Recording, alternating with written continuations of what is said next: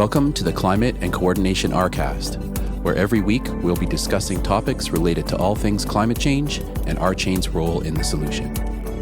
We will be discussing technologies that can adapt and coordinate massive amounts of data like never before, forming social architectures that grow collective intelligence, sharing and evaluating data planetarily, all while maintaining personal privacy and personal data ownership. A new decentralized economy is forming as we move from the third industrial revolution, digitization, to the fourth, decarbonization. By building a co-op, built on a correct by construction, concurrent, scalable solution, RChain is structured to build out the new technology that will be required for a flourishing regenerative planet. Please join us on this journey.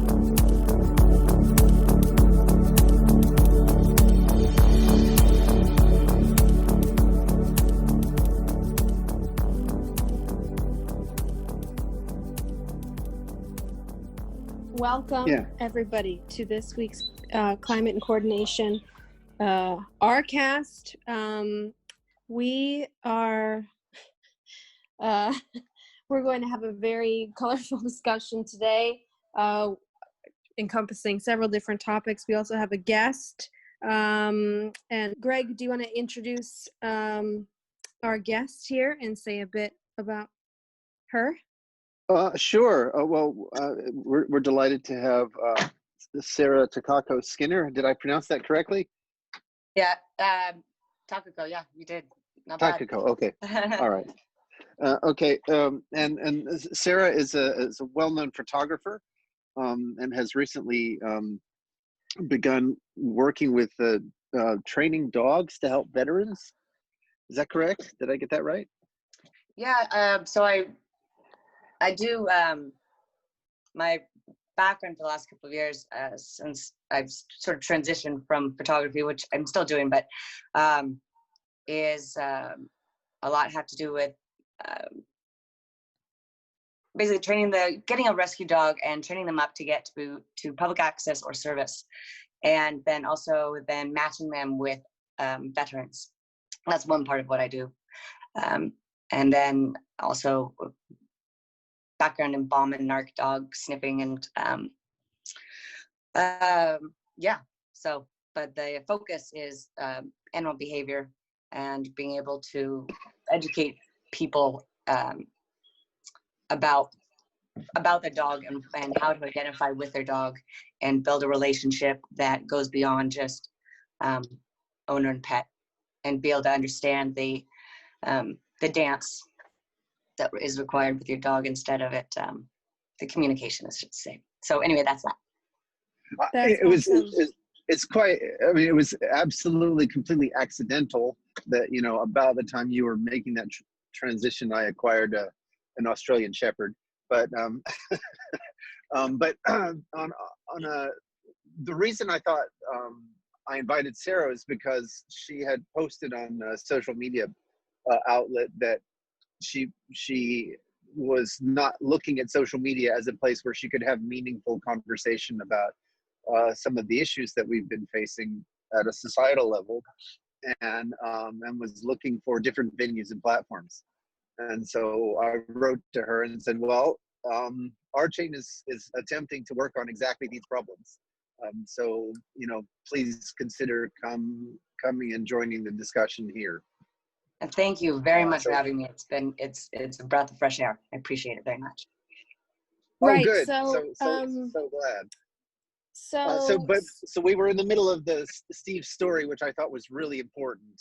Speaking of meaningful conversation, Steve's and platforms, and Steve's story was very much about censorship. And so, Steve, if you wouldn't mind just recounting what you told us before we hit the record button. Okay. So I'm just going to preface it because of your photography, of where this conversation happened and who it happened with. It happened with a guy called Dr. Frank Arnold. He happens to be the UN rapporteur on torture victims.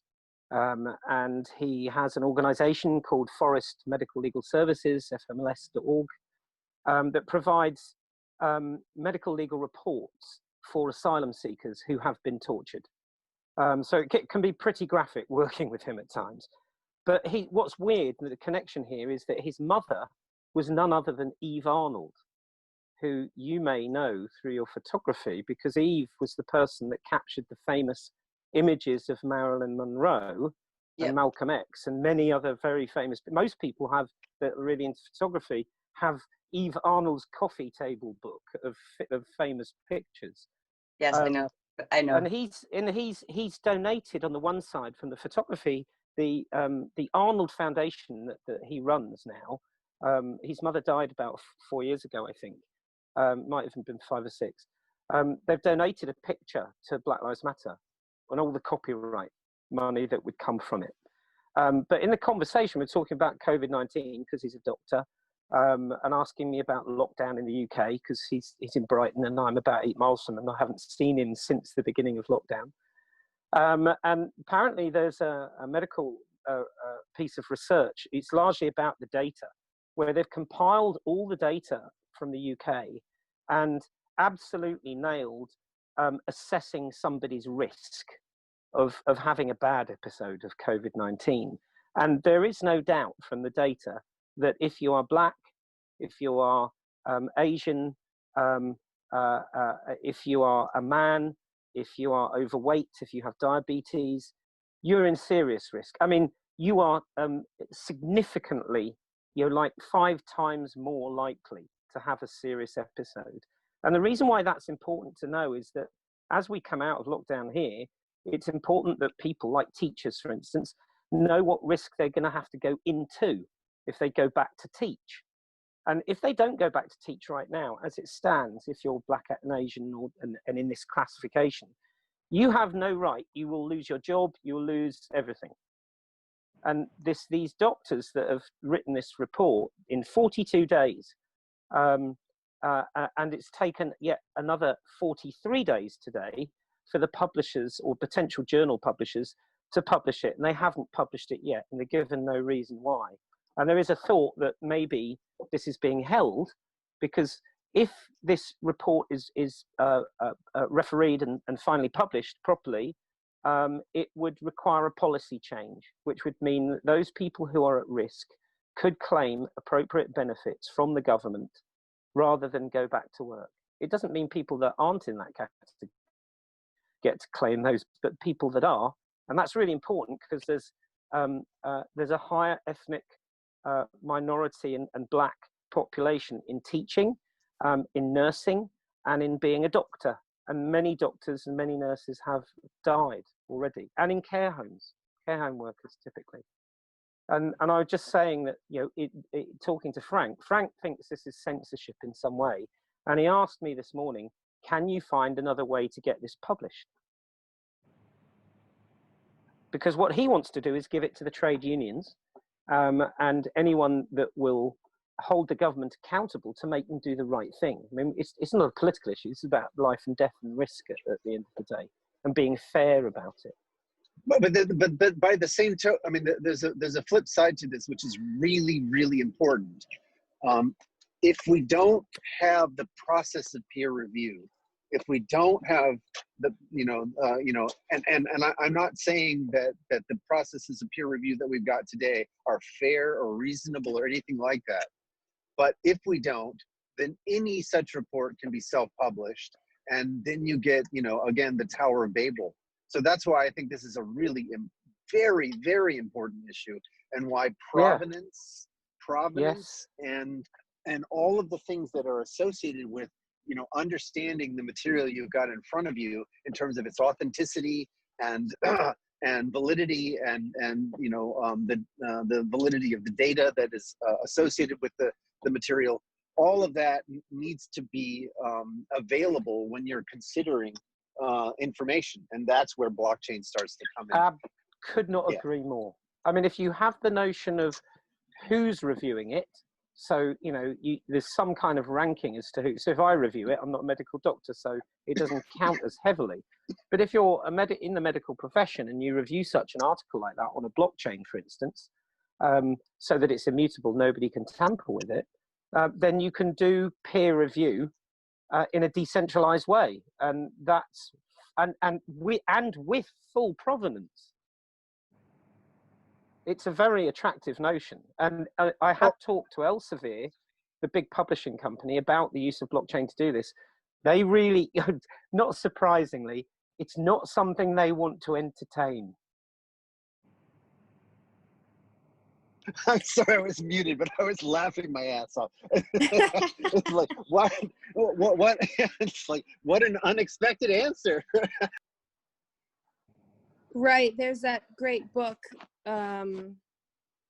Everything in Its Right Place, which is about blockchain and the music industry or media at large, talking about how these people will just drag their heels in order to have any kind of accountability in terms of royalties or publishing. Anyway, and Everything in Its Right Place is a very good book for anybody who wants to learn about the entertainment industry or media and blockchain. And Steve, what I wanted to say real quick is obviously medium.com is a great resource for people who want to publish things. Obviously, it needs to be, peer reviewed and everything. And I don't think anybody here has even looked at the piece you're talking about. So I don't know if, but it's really interesting. I was doing some research about a while ago about, why it is that it's so easy to share, misinformation, especially on Facebook. And, there seems to be especially a disconnect with, slightly older generation that maybe didn't grow up with the internet, sharing kind of these absurd, memes as news. And I was reading very interesting piece about, when you're in school, hopefully if you get a quality education, you take some sort of class about citing sources. And I thought it was really interesting that there was sort of a list of some different things to look for when trying to deduce something is a legitimate source. And obviously you want to look at the publication. Was it published elsewhere? Is it verified by another source? Is there an author on the top of the article? Is there a date? Are there sources linked in the article itself, or is it just 5 paragraphs of opinion stated as truth? All these different things. And I use this list, among other things, to help when I'm doing, my own kind of digging, trying to figure out how valid something is. And I think it's really important to do because a lot of people have forgotten, if there's no author attributed to an article, that's kind of a bad sign, for example, among other things. Or if there's no date, or if it's only coming from one source, there isn't another source that's verifying it. So those are some things I would mention. But I think the general feed, let's say, we're going to say Facebook, for instance, the general feed and the posts that the information that people put out, they don't even know to look for those things. And they're also too lazy to look for those things. And I think the dangerous thing is people will find the first piece of information they can to make an opinion and post it, or discount or discredit somebody else's opinion. And the issue is, I think, is that people, they don't stop to think about all that you have spoken about looking at what's the credibility of this and this and that. And it's almost like you can't beat them because they said, no, look, check that out. Look at that article and look at that article. So have you checked your sources? Do you know if this is real? And it can be like banging your head against the wall, because if it's on the internet, it must be true. That's kind of one of the things that I have found to be really discouraging. And people not understanding that there is strong biases between different sources. And people just aren't thinking, they're not using their brain, they're not understanding the deeper concepts. And I think that's really damaging to society, and especially in the long term, that I think that social media has a contribution to as well. But the news, people aren't educating themselves. They're not seeing what they are because they don't understand it themselves. Does that make sense? Yeah, it makes perfect sense. I mean, I think that I was listening to an interview of a famous black lawyer who passed away many years ago, to do with Black Lives Matter in particular, because I was interested in what he had to say. And he talked about how the advent of sort of live coverage changed the movement in the 60s. You know, when people saw a 7-year-old black girl, beautifully turned out, with white people, white racist people, shouting, I mean, really shouting at this little girl because she was going to a school that had been desegregated. And the point he made was that before the advent of live TV, people would never have even known it was going on. And the North's conscience was pricked by it. And that's the beginning of some social change. And I think the same is going to have to be true around social media. Because with social media, just as you say, what it does, oddly enough, is it flattens the news surface so that it's literally one cell thick. You only have to scratch, but people are still in the mode of watching, TV on the news and the news on TV and thinking that that's real because there's a moving picture. There's a classic one doing the rounds with an interview. This is an anti-Black Lives Matter. It's an interview with Denzel Washington and with Morgan Freeman, who are talking about things that, well, they're all the things that those people that are sort of say all lives matter would say. So that you can guess what they are. The thing is that both of those segments of video were shot nearly 10 years ago. It was before Black Lives Matter existed, but you have to find that out. And it's been stitched together and then put a back-end piece to it to justify all lives matter over Black Lives Matter. And that's exactly what you're saying. And it's unfortunately, it allows the despicable to be ever more despicable. And I think what we need is a web. It does come back to provenance. And I know that Tim Berners-Lee he wishes he had never done the web. He wishes he'd done the semantic web because it would have had provenance built into it. But the trick now is, from where we are, I think, is how do we put provenance in? How do we do that? And how do we ensure that it's made easy for people to understand the validity of something? Because nobody's going to do the 20 clicks, are they? Regardless, even if it's beautifully set up to do the 20 clicks, somehow there's got to be a judgment in the society of that news. And that has to somehow be displayed. What was that last thing you said? That judgment has to somehow be displayed. Like Twitter's done with Trump, putting a warning on the content. Well, I think there's another issue here that really came to the fore for me at the beginning when the co-op was RChain co-op was using Slack as opposed to Discord, and it's gotten better with Discord, but it's still an issue, and that is that I value good trolling as much as anyone. I really think a good troll can raise everybody's game if the trolling is done in good spirit. So like Vlad Zamfir is a really good troll. He knows how to Yeah, he's great on Twitter. Yeah, he's a good troll. And as a result of the trolling, of quality trolling, everybody's discourse can improve. But what we saw on Slack with RChain was people whose intentions were just to poison the well. Their intention was to take up all the breathing room on the channel. It wasn't to disseminate any information one way or the other. It was literally to take up all the space on the channel. So no one else had any other room to say anything. And now a chain-based communication where the chats are there and there is provenance and there's the ability to add support for a particular communication, and when that support is again filtered against who you respect and other kinds of things, then you can reorder communication so that what you see is what you believe to be of quality. So that begins to address some of it, but I find that there's a real tension that is not yet resolved around and may never be resolved around one of the principles of the co-op, which is radical inclusion.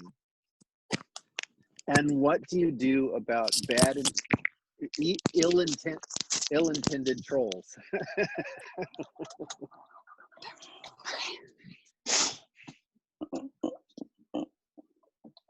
Does that make sense? Does that idea make sense?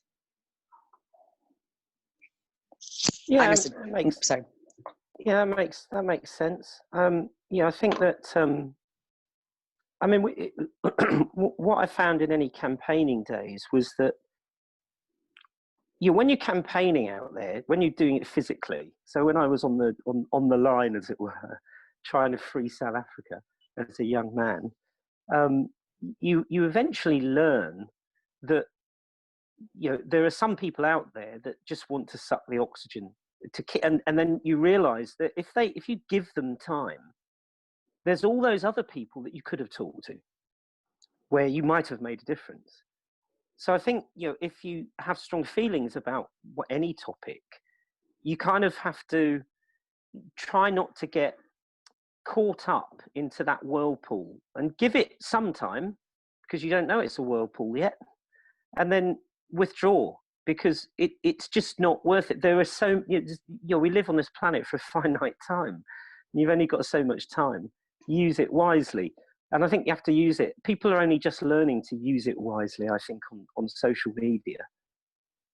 It's very slow in coming. Yeah, agreed. And that's true with trolls, isn't it, really? I mean, you can choose to block them, you can choose to ignore them. Ignoring's good. Ignoring's good at some point. When you realise that they're just, that what they're saying just isn't contributing anything that's positive or to the outcome that you desire, you have to end up sort of just taking your oxygen donation away. No, But I agree. Not allowing them, not asking them to leave the discussion. They can carry on, but they'll be talking to themselves eventually. Yeah, the problem is that when you've got publicly maintained space, right? So the agora of the Slack channel actually belongs to everyone. But if someone else is using up all of the text space on purpose to make the channel useless, right? So they're literally doing a denial of service attack to the channel. But that's the issue that I'm talking about, right? And it's directly at odds with all are welcome, all points of view matter, right? We want to hear from everyone. And like when Mukara came on this talk a few weeks ago, one of the things that she reiterated is that very often the thing that needs to be heard is coming from the periphery, coming from the fringes, coming from the margins. And so we want to reach out to the marginal, the periphery, because that's the thing that is the key to unlock the next step in the mystery. Yeah, actually, that reminds me of something. Here we go. Now everybody's head's going to explode. I'm going to use the F word. In feminism. Here we go. Getting into trouble now. There's a wonderful sort of concept, and I wish I could remember who exactly said this, but wonderful idea that I really enjoy, which is that sort of the role of modern day feminists is to ask who is not here, and to bring those people into whatever conversation, space, anything. And so that's something I constantly think about, is whenever I'm interacting with anything in the world, any kind of system, I think, who is not represented here, who has not gotten a chance to state their opinion, who is not being included, and why not, which I think is a really wonderful thing for all of us to ask ourselves just every so often, is who are we not including? So on that segue, we haven't heard from Daryl much. I'd love to hear from Daryl this morning if he's got yes, any Daryl thoughts. is in a beautiful Zen garden or some kind of amazing place. Yeah, I found this background and it's kind of like where I want to be. Yeah, and it's just okay. So anyway, so I'm under the impression, Sarah, that you've kind of like found us through way of being frustrated with Facebook. Is that kind of how this happened? I think in general, I'm frustrated with the, it's not even so much Facebook particular, but yeah, to put it point blank, yes. But I think in general, the frustration is just the overall state of the mind of society right now. And the, there's no more conversations anymore. And when people want to have a debate, you get slandered for that, and you have to say, no, it's a dialectic conversation. The point that I'm making is that the frustration I'm having is the inability for people to be able to actually talk and have conversations and be able to not take things personally, and to be able to ask difficult questions and be uncomfortable with it without attacking, without calling the names, because that shows me kind of where we are as a general society about how we do communicate, and it's a glimpse of something so much bigger. It's a glimpse of the ignorance of lack of wanting to think, lack of wanting to understand somebody else. It's also a glimpse of the sort of selfishness of an individual to not want to understand somebody else's point of view without slandering them, or without trying to make them wrong. And they could be wrong. But the thing is I believe that if you don't allow for conversation, they won't know that they're wrong, or you won't be able to change somebody's mind, or it doesn't allow somebody to change my mind. So the art of conversation, or even the art of debate, is now lost and completely dumbed down and turned into chicken soup. Yeah. So whether it be Facebook or something else, just even on the streets, it's just, that's just a book or social media or Twitter or whatever. That's just a glimpse of the whole, the whole health of society right now. And they also, with social media, also gets you get that anonymity. No, it's so tricky word always.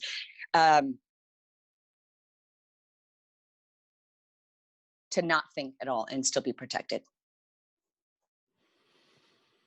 And it just feels like a big bully platform. And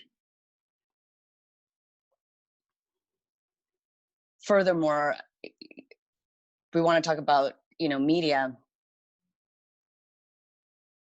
It's amazing to me that people do not realize that this is a massive, massive machine. And I just ask, why aren't we really truly understanding the puppeteers and all acting like puppets, Yeah, when you're talking, it makes me think about just how the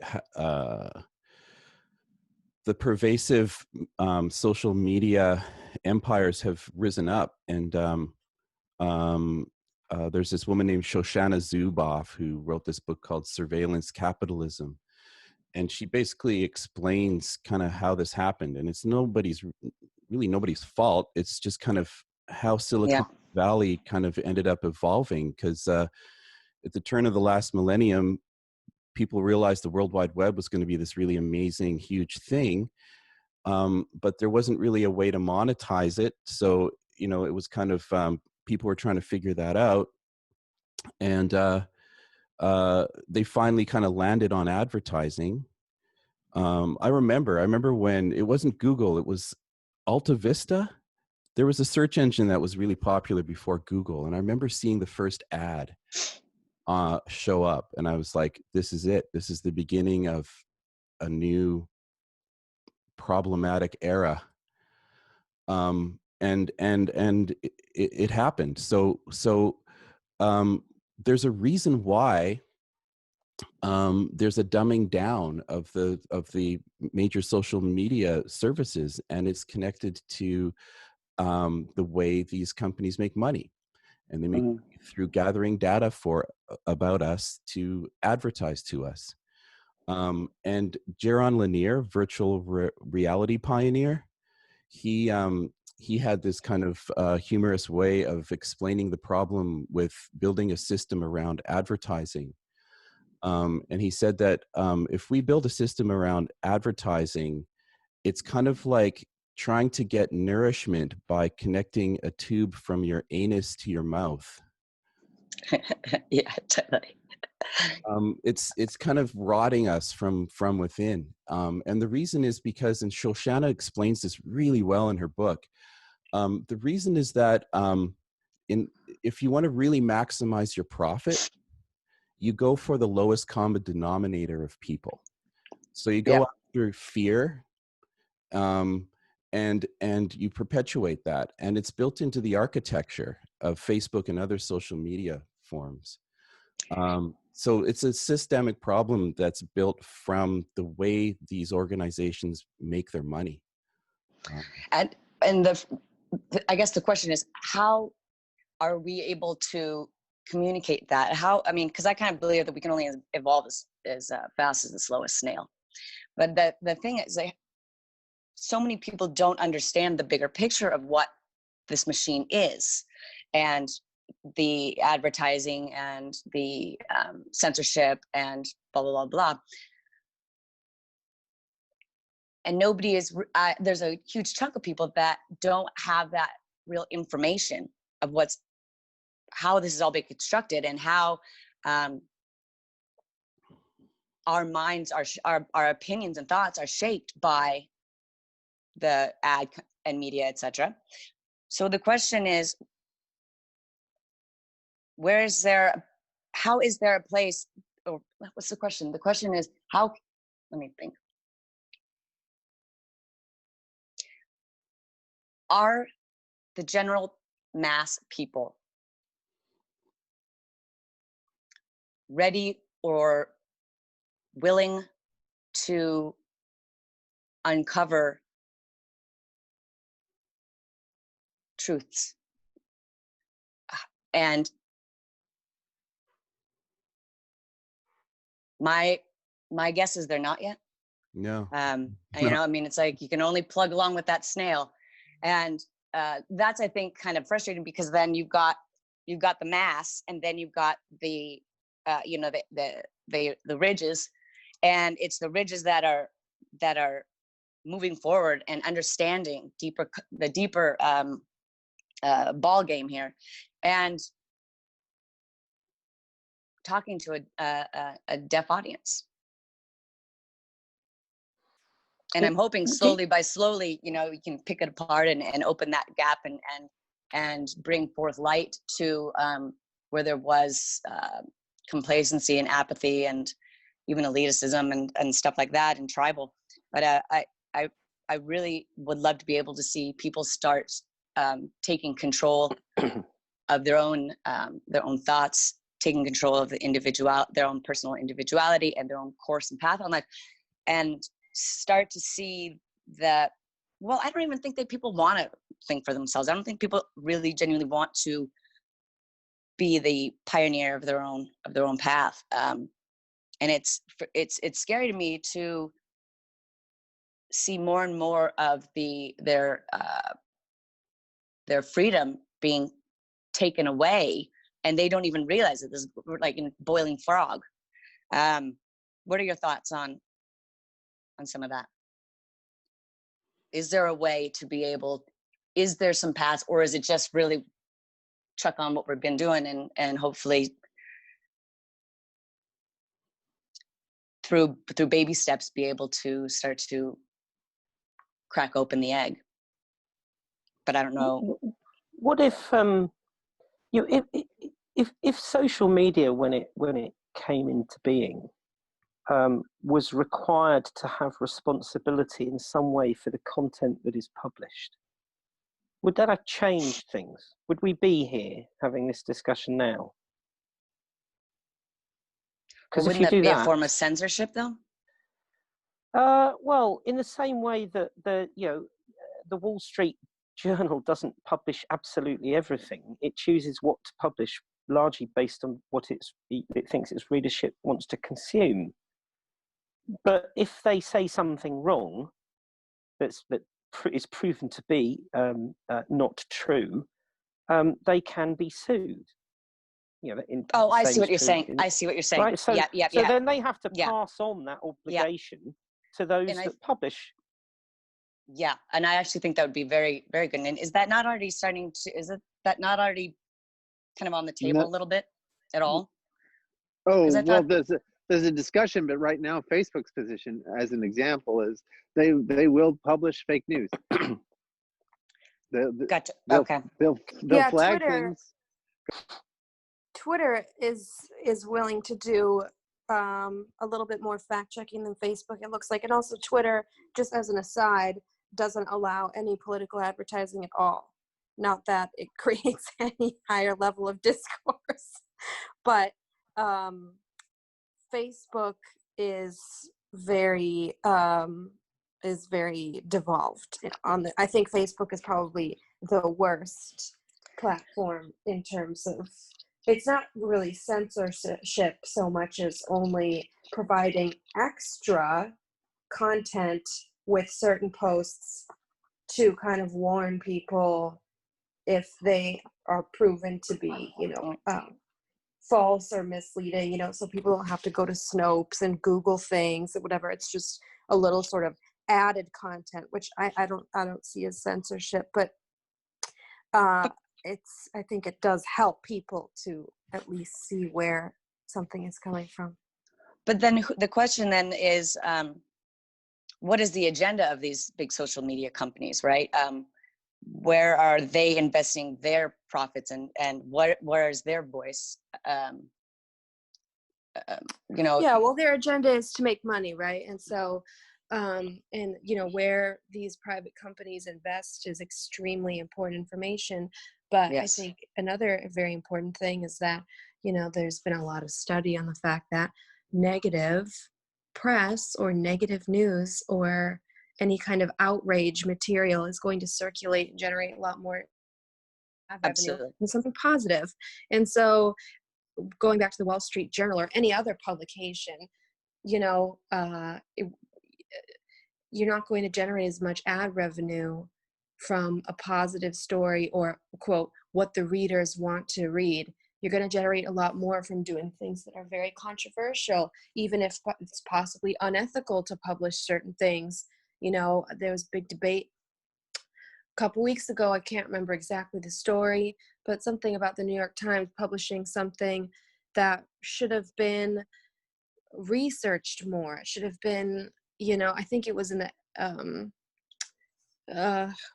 it was maybe in the opinion section, or maybe it should have been in the opinion section. So there's all these different things that they can do to kind of, it got a ton of controversy, and I'm sure they made quite a bit of money on that because you had people, clicking on this thing. Oh my God, oh my God, oh my God.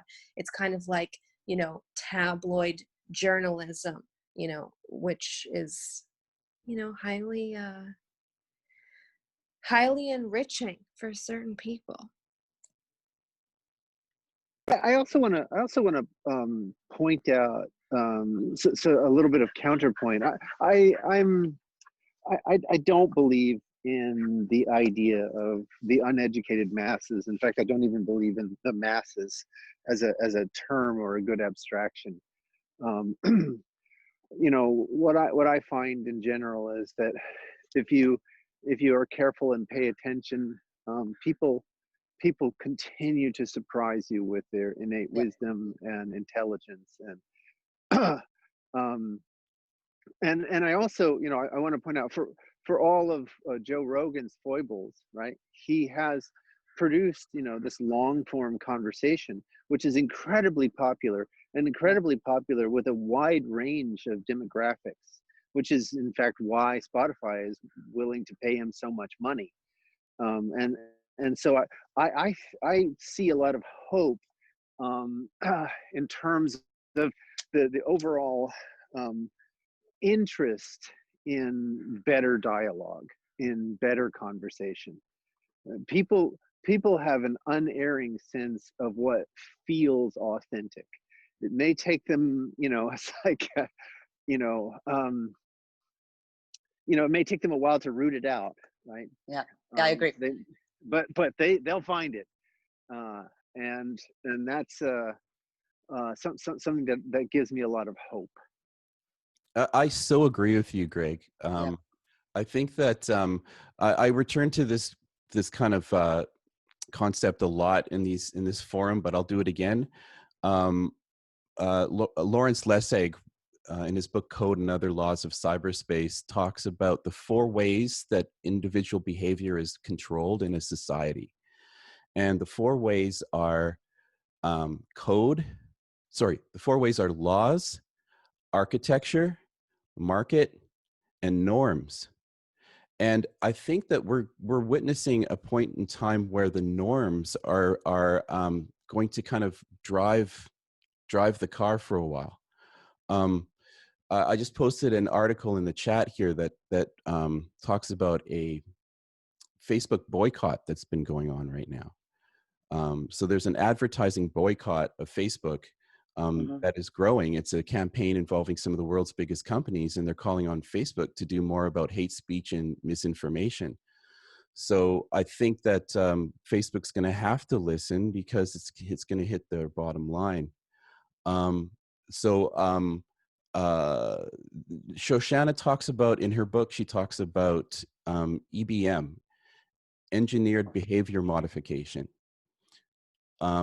What is happening as these companies are starting to get more and more and more data about us, because that's what their business model is built around, is getting involuntary data from us, right? They're starting to learn more about us than we know about ourselves. And in fact, they have so much information about us that they go through tons of expense and staff to make sure that they don't reveal too much about what they know about us, because it's creepy. so there's this whole kind of area of accidental insidiousness that's kind of happened with these companies. But here's what I think is about to happen. And Jeremy Rifkin talks about this. The companies that we're seeing right now are companies that are going from the transition between the second industrial revolution and the third industrial revolution. They came from Silicon Valley, and they're still based on the old second industrial revolution model of vertical scaling corporations, right? You have someone, Mark Zuckerberg at the top, a CEO, who's making all this money, and the money siphons up to them. Google's gathering all this data about us, and the money siphoning up to this vertical integrated company, right? But they're trying to leverage this on a lateral based internet of us. And this is just a transition, right? I agree with Greg. There's hope in the air, because we're about to move from the second industrial revolution to the third industrial revolution, where the vertical integration companies are going to be gone. And what's going to be replacing them are these laterally circular economic models, where the actual profit is shared. This is why RChain is a co-op, because we represent the future. We represent the next industrial revolution, where this type of and once we get there, I think where the norms are going to allow for more healthy discourse on these social networks. Well, that is such a great note to end on. And we have the staff meeting in just 4 minutes. So, Sarah, I really appreciate you coming, and I hope you'll consider coming back. Yeah, thank Nora? you, Sarah. Nora, do you want to? Thank you very much. Thank you very, very much for having me. Let me just quickly say I really appreciated that last comments that was said, because my hope is that this, as we sort of deconstruct and break apart, I like to believe that as the building blocks of new growth and new developments and new ways of connecting and evolving together. So I actually, as much as it can be frustrating, I actually kind of look forward to seeing what comes after this. So thank you very much, you guys. Thank you. Lovely to have you. Lovely to have Thank you. you. And also Okay. thank you so much to Steve and Greg and Daryl, and thank you everybody who has listened to our Climate and Coordination RCast from RChain. If you'd like to subscribe, you can do that on YouTube. You can become a member of RChain at rchain.coop. And if you would like to be a guest on a future conversation, please email us at climate@rchain.coop. And thank you all so much. Thank you. Absolutely. Sarah, if you know anyone who you think might be interested in being a guest on the conversations, Oh please yeah, I don't do, hesitate to. I've got somebody really good. It'd be fun. Okay, great. So I'll put Okay. the email in the chat right now here. Climate. Okay. This is how you can get a hold of us. Okay. Thank you. Of course. Okay. Thank Have a you good all. weekend, you guys. You too. Ciao, ciao. Happy Bye. 4th of July. Ciao.